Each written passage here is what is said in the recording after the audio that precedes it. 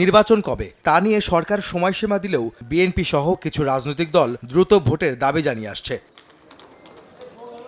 এবার বিএনপির স্থায়ী কমিটির সদস্য আমির খসরু মাহমুদ চৌধুরী বললেন, সরকারের রাজনৈতিক সদিচ্ছা থাকলে ডিসেম্বর নয়, এর আগেও নির্বাচন সম্ভব। ভোটের রোডম্যাপ দিতে যত দেরি হবে ততই দেশের ক্ষতি হবে বলে দাবি তার। নির্বাচনের দ্রুততা সম্বন্ধে সকলের মনে একই প্রশ্ন যাচ্ছে, এটা যত দেরি হবে দেশ তত বেশি ক্ষতিগ্রস্ত হবে।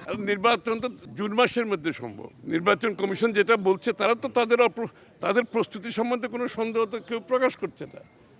সুতরাং এটা তো সরকারকে বলতে হবে, সরকারের পলিটিক্যাল উইল থাকতে হবে, ইচ্ছা থাকতে হবে, এবং সেটার অপেক্ষায় জনগণ আছে। আমির খসরু বলেন, রাজনীতিতে নতুন দলের আগমন স্বাভাবিক প্রক্রিয়া, তবে কোন দল নিজস্ব চিন্তা বাস্তবায়ন করতে চাইলে ভোটের মাধ্যমে সংসদে আসতে হবে। নির্বাচনে গিয়ে তারা যার যেটা ম্যান্ডেট নিতে চায় জনগণের কাছ থেকে, তাদের বিষয়গুলো জনগণের কাছ থেকে ম্যান্ডেট নিয়ে পাশ করে সংসদে আসতে হবে এবং সংসদে সেগুলো পাশ করবে।